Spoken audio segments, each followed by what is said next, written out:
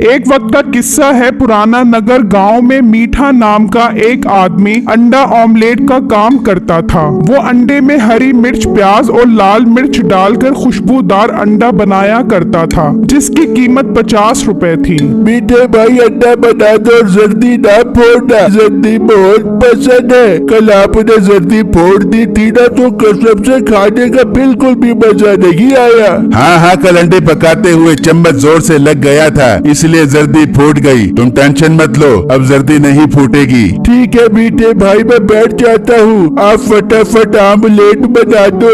फिर वो आदमी बैठ जाता है और मीठा अंडा बनाता है, तो फिर दोबारा उसकी जर्दी फूट जाती है। अबे धत तेरे की, फिर जर्दी फूट गई। अब ये खाते हुए नखरे करेगा। एक तो खाते 50-50 रुपए वाले अंडे हैं और नखरे पूरे 100 रुपए के करते हैं। ओ करमू, जरा यहाँ आ। उसका मुलाजिम आता है। जी मालिक, हुक्म करे। करमू, वो ग्राहक देख रहा है ना, उसके पास ये अंडा लेकर जा और अंडा टेबल पर रखने से पहले उससे 50 रुपए ले ली। ठीक है मालिक, मैं ऐसा ही करता हूँ। फिर करमू अंडा लेकर उस ग्राहक के पास जाता है। लो भाईजान, आपका अंडा तैयार हो गया है, 50 रुपए दे दो। अरे भाई पहले खाने तो दो, फिर दूंगा पैसे।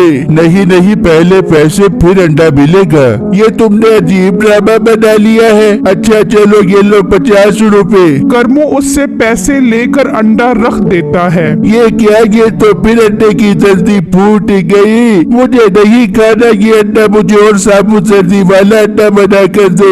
ओ हेलो, ज्यादा नखरे करने की जरूरत नहीं है। आई बात समझ, अंडे कोई दरख्तों पर नहीं लगे हुए जो तोड़ तोड़ कर तुझे बना बना कर देता रहूं। नहीं, मैंने तुम्हें साबुत जर्दी वाले अंडे के 50 रुपए दिए हैं। और मैंने फूटी हुई जर्दी के 50 रुपए लिए हैं। खाना है तो खा, वरना यहाँ से निकल जा मेरा वीर। ठीक है, मैं नहीं खाता और आइंदा के बाद तुम्हारी दुकान पर नहीं आऊंगा। ये कहकर वो ग्राहक गुस्से में चला जाता है और मुलाजिम को मालिक के इस रवैये पर बहुत दुख होता है। शाम में जब वो घर पहुंचता है, आगे मेरे बेटे कुछ लाया है खाने के लिए। नहीं माँ, मैं कुछ नहीं ला सका, मालिक ने तनख्वाह ही नहीं दी। तो भाई तुम उससे पैसे मांगोगे तो ही वो तुम्हें पैसे देगा ना।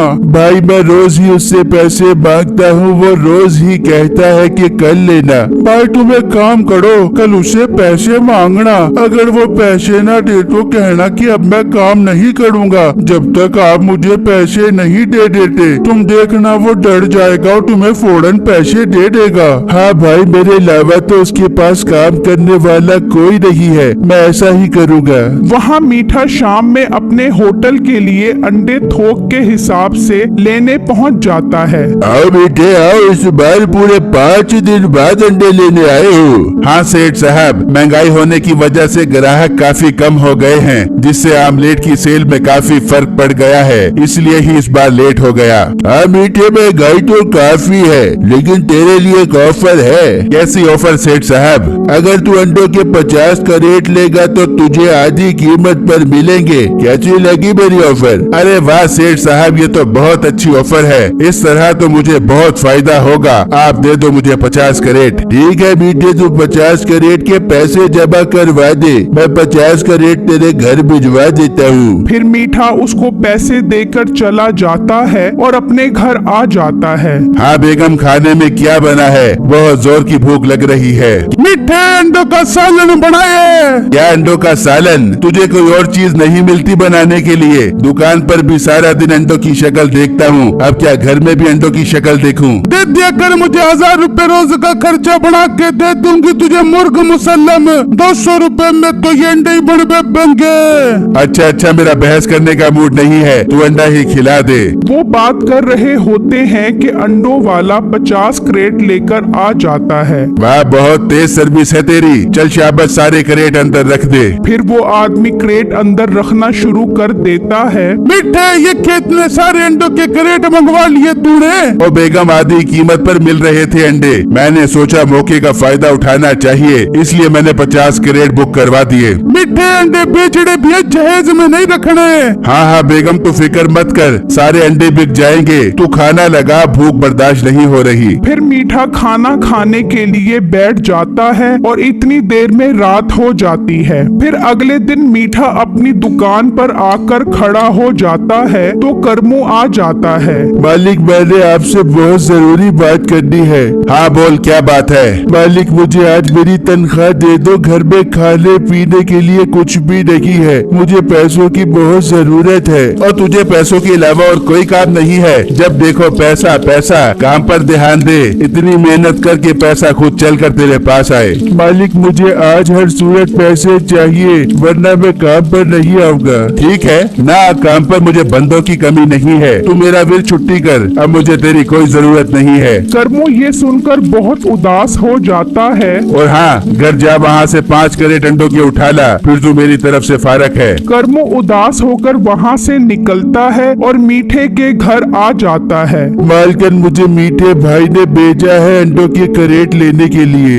अंदर पड़े, जाके उठा ले। करमू अंदर आता है तो काफी सारे अंडों के क्रेट देखकर हैरान रह जाता है। अच्छा, तो इसने मेरी तनख्वाह के पैसों से अंडे के कैरेट जमा किए हुए हैं। ये सारे अंडे अगर मैं ले जाऊं तो मेरी तनख्वाह के पैसे पूरे हो जाएंगे, मगर अंडे लेकर कैसे जाऊं? अगर उसकी बीवी को शक हो गया तो वो मीठे को बता देगी। मैं 5-5 कैरेट करके ले जाता हूँ। फिर करमू 5 क्रेट उठाता है और वहाँ से ले जाता है और अपने घर आता है। ये क्या भाई, तुम्हें कहा था तुम अपनी तनख्वाह लेकर आओ, तुम अंडों के कैरेट उठा लाए हो। भाई, मैंने उससे पैसे मांगे थे, वो पैसे देने के लिए तैयार ही नहीं है, इसलिए मैं उसके कैरेट उठा लाया।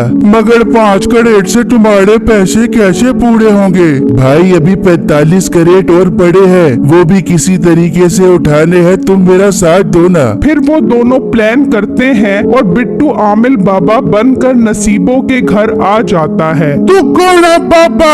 मैं आमिल बाबा हूँ, तुम्हारे घर के सारे हालात जानता हूँ। तुम बहुत परेशान हो बच्चा, घर में तुम्हारे खाने के लिए अंडों के अलावा और कुछ नहीं है। बाबा जी, तुम तो बहुत पहुँचे हुए हो। बाबा जी, मेरे पास बहुत सारे पैसे कहाँ से आप देंगे, जरा मुझे तो बता दो। बिट्टू नसीबों को बातों में लगाता है और उसका भाई अंदर से 10 क्रेट उठा लेता है और वहाँ से चला जाता है। ठीक है बाबा जी, मैं ऐसे कर दूंगी, आप कल दोबारा आना मेरे पास। फिर बिट्टू वहाँ से चला जाता है और अपने घर आ जाता है। हाँ भाई, तुम सारे कैरेट उठा लाए वहाँ से? अरे भाई, अभी तो 35 कैरेट वहाँ पड़े हैं, आप वापस क्यों आ गए? उसे बातों में लगा कर रखते। भाई, उसको शक हो रहा था, इसलिए मैं वापस आ गया। अच्छा, मेरे पास एक और प्लान है, तुम तैयारी करो। फिर बिट्टू खुसरा बन जाता है और नसीबों के घर पहुँचता है। जीवे तेरे बच्चे, जीवे अल्लाह रखे बच्चे, जीवे दे दे मुझे कुछ, दे दे अंडे खा कर तेरे बच्चे जीवे। ओ खुसर फुसर, तू कहाँ से आ गया? अभी तो मैं 16 साल की जवान लड़की हूँ, बच्चे कहाँ से आ गए मेरे? बिट्टू उसे बातों में लगा कर रखता है और उसका भाई 15 क्रेट मजीद उठा लेता है और घर चला जाता है। बेटा, अब कितने कैरेट रह गए हैं? अम्मी जान, अब बस 20 कैरेट रह गए हैं। इससे पहले कि भाई वापस आए, मैं जा रहा हूँ उठाने। करमू घर से बाहर निकलता है तो बिट्टू आ रहा होता है। भाई, आप क्यों वापस आ गए? अभी 20 कैरेट और उठाने थे। ओ भाई, तो और उसे कितना बातों में लगाता। तुम फिक्र क्यों करते हो? मेरे पास एक और प्लान है, तुम तैयारी करो। फिर बिट्टू एक कुत्ता लेकर वहाँ जाता है तो वो नसीबों पर भौंकने लगता है। अरे ये कुत्ता कहाँ से आ गया? भाग नसीबो भाग, अगर कुत्ते ने काट लिया तो डॉक्टर तेरे पेट में बड़ा टीके ठोक दे बेगा। नसीबो आगे आगे और कुत्ता पीछे पीछे। इस मौके का फायदा उठाते हुए वो दोनों अंदर से बाकी के 10-10 क्रेट भी उठा लेते हैं और घर आ जाते हैं। वहाँ मीठा अपनी दुकान पर खड़ा सोच रहा होता है, ये करमू अभी तक वापस क्यों नहीं आया? मैं घर जाकर देखता हूँ। मीठा जब घर आता है तो वहाँ कोई भी अंडों का क्रेट नहीं होता। मीठा जैसे बाहर आता है तो नसीबों के पीछे कुत्ता होता है। ये कुत्ता कहाँ से आ गया? भाग मीठे भाग। अब नसीबों और मीठा आगे आगे और कुत्ता पीछे पीछे। नसीबों, सारे अंडे कहाँ चले गए? मीठे अंडों को छोड़ कुत्ते को रोक वरना डॉक्टर के पास जाना पड़ेगा। वो भागते भागते मीठे की दुकान तक आ जाते हैं और जोर से उससे टकराते हैं तो उसकी सारी दुकान तबाह हो जाती है। इस मौके का फायदा उठाते हुए बिट्टू और उसका भाई अगले दिन से ऑमलेट की दुकान खोल लेते हैं और एक अंडे की कीमत सिर्फ 30 रुपए रखते हैं, जिससे उनकी दुकान पर ग्राहकों की भीड़ लग जाती है।